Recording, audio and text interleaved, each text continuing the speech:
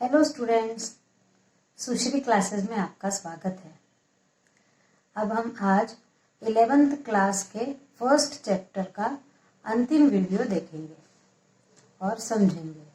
ठीक है, आज अपन 11th क्लास के बिजनेस स्टडीज का फर्स्ट चैप्टर का अंतिम वीडियो देख रहे हैं। इसके बाद में अगले वीडियो में आपको फर्स्ट चैप्टर के कुछ इम्पोर्टेंट क्वेश्चंस बताऊंगी, इसलिए मेरे वीडियो देखते रहिए। चलिए तो शुरू करते हैं।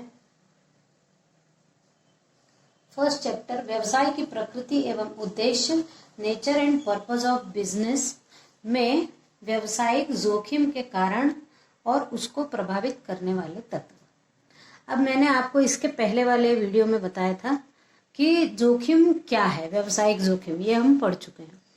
तो अब देखते हैं कि जोखिम क्यों होती है, कारण क्यों है, या जोखिम को प्रभावित यानी ज्यादा और कम करने के क्या तत्व हैं। तो इनमें अपन देखते हैं कि 5 कारण हैं जोखिम को, व्यवसायिक जोखिम के 5 कारण हैं। पहला मानवीय कारण, दूसरा प्राकृतिक कारण, तीसरा आर्थिक कारण, चौथा भौतिक कारण और 5वां अन्य कारण। अब मानवीय कारण में पहला है कर्मचारियों की बेईमानी। तो देखिए, किसी भी व्यवसाय में ये बिल्कुल सहज हो सकता है कि माल में कुछ गड़बड़ी करें वहां कार्य करने वाले कार्यकर्ता, या फिर पैसों में गड़बड़ी करें। इस प्रकार की गड़बड़ियां या बेईमानियां कर्मचारियों के माध्यम से होना बिल्कुल आम बात है। इस कारण से नुकसान उठाना पड़ता है व्यवसायी को। इसलिए व्यवसायी की ये भी जोखिम है कि कर्मचारी कहीं बेईमानी तो नहीं कर रहे हैं। फिर है दूसरा, ग्राहकों की भी बेईमानी। अब कुछ लोग देखिए उधार लेने आते हैं और कहते हैं कि व्यवसाय तभी चलता है जब उधार दिया जाता है। यदि कोई उधार न दे तो कहो उसका व्यवसाय न चले। तो जब व्यवसाय में यदि उधार दिया जा रहा है तो ग्राहक भी कभी कभी बेईमानी करते हैं। वो जिस दिन बोलते हैं उस दिन उधार नहीं चुकाते हैं, और ऐसा कई कई महीनों का और सालों का उधार हो जाता है लोगों के पास। तो ये उधार होने से जोखिम है, पता नहीं आगे उधार और दें कि नहीं दें, मिलेगा पैसा कि नहीं मिलेगा, ये बहुत बड़ी जोखिम होती है। फिर है हड़ताल व तालाबंदी। यदि किसी व्यवसाय में कार्य करने वाले व्यवसायी कार्यकर्ता हड़ताल या तालाबंदी कर दें तो ये और यदि मालिक जो है वो सही निर्णय उस समय न ले तो ये बहुत बड़ी जोखिम साबित हो सकती है, बहुत बड़ी हानि हो सकती है। फिर है असावधानी।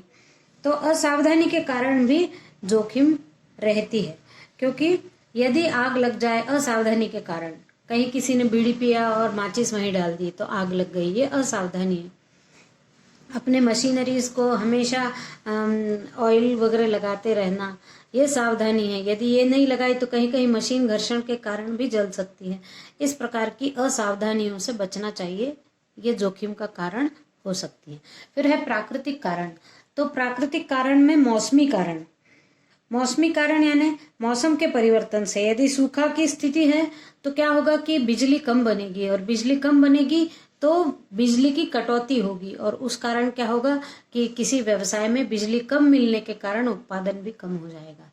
फिर है भूगर्भीय परिवर्तन। भूगर्भीय परिवर्तन यानी भूकंप वगैरह, भूकंप हो गया या भूस्खलन हो गया, ये परिवर्तन आंतरिक गतिविधियों के कारण पृथ्वी के होता है, और इसके कारण किसी भी व्यवसाय में बाधा उत्पन्न हो सकती है।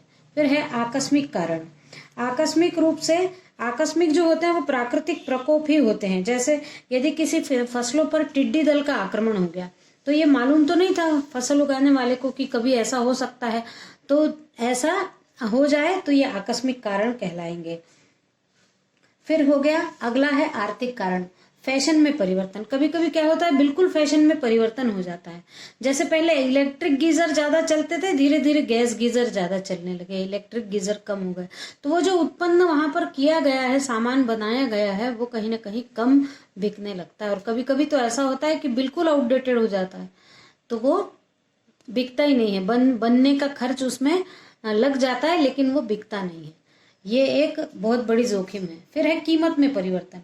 कभी कभी क्या होता है कि सरकारी बजट और नीतियों के कारण या कर नीतियों के कारण वस्तुओं की कीमत का एकदम से कम हो जाना या एकदम से बढ़ जाना, ये प्रारंभ हो जाता है, ये जोखिम उठाना पड़ती है। फिर है प्रतियोगिता का प्रभाव। प्रतियोगिता, आजकल तो वर्तमान में प्रतियोगिता का युग है। सब ग्राहक नजर लगाए रहते हैं बाजार में कि क्या क्या आ रहा है, क्या नया आ रहा है, हम नया खरीदेंगे, पुराना नहीं खरीदेंगे, पुराने स्टाइल का नहीं खरीदेंगे। तो इसके कारण भी जो पुरानी हो जाती है वस्तुएं, उनको बेचने में बड़ा तकलीफ होती है बड़ी। फिर ग्राहकों को सुविधाएं देना। ग्राहकों को एक व्यवसायी विक्रय में वृद्धि करने के लिए कभी कभी ग्राहकों को सुविधाएं दे देता है, एक के ऊपर एक फ्री, या किसी एक प्रोडक्ट पर दूसरा प्रोडक्ट फ्री। ऐसे में क्या होता है कि दूसरा जो प्रतियोगिता में है बेचने वाला, उसको दिक्कत हो जाती है कि वो फ्री देगा तो फिर उसका वैसा उस हिसाब से उसकी गणनाएं नहीं की गई होती है, तो ये जोखिम होती है। फिर है भौतिक कारण। भौतिक कारण यानी प्राकृतिक कारण। भौतिक कारणों के अंतर्गत प्राकृतिक कारण यानी यदि प्रकृति का प्रकोप होता है, बाढ़ आ गई, सूखा पड़ गया, ये जो आकस्मिक है, या फिर मशीनें अपने आप मशीनों में टूट फूट हो गई, तो ये प्रकृति के कारण है।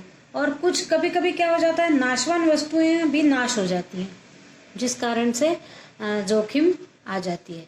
उसके बाद है तकनीकी कारण। कभी कभी मशीनों में भी गड़बड़ी आने के कारण माल ठीक से पैदा नहीं हो पाता और जोखिम हो जाती है। फिर है यांत्रिक कारण। यांत्रिक कारण यानी जैसे कभी कभी शॉर्ट सर्किट हो गया, जो किसी को नहीं पता था, ना किसी ने किया है, शॉर्ट सर्किट हो गया, या फिर किसी यंत्र में बॉयलर वगैरह है, उसमें अचानक आग लग गई तो वहाँ के मजदूर घायल हो गए, तो वो नुकसान भी व्यवसायी का ही होता है। और फिर सामान्य हानि।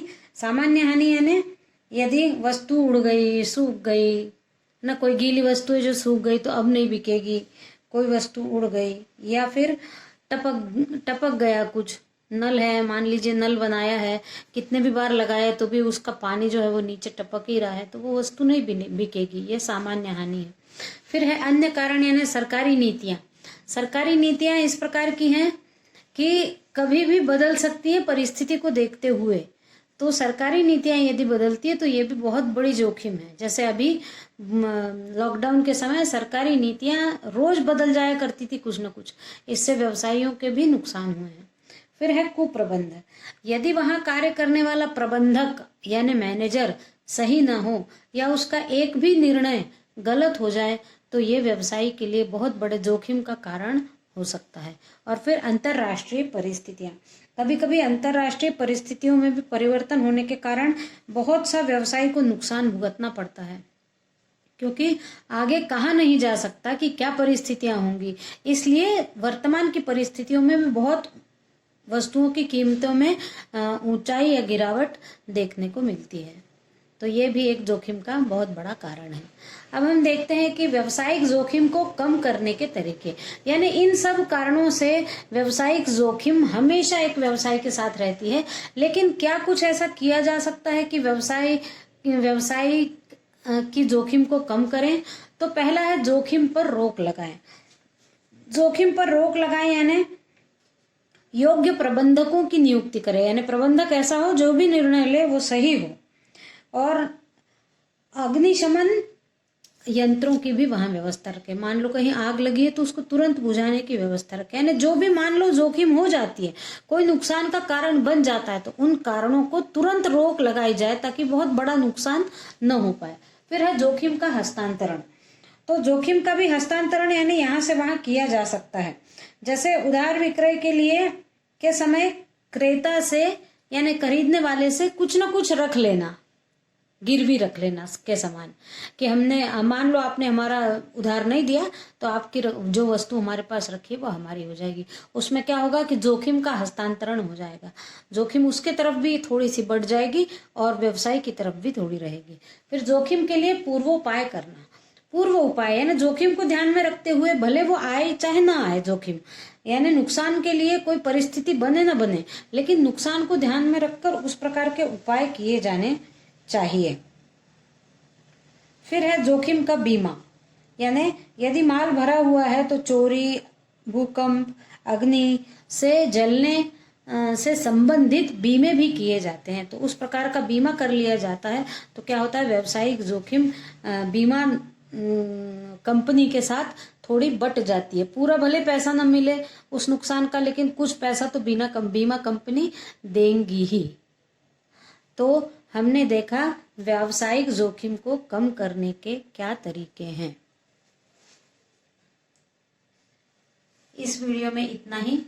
और अब आज हमारा यहाँ पर पहला पार्ट खत्म होता है, फर्स्ट चैप्टर खत्म होता है।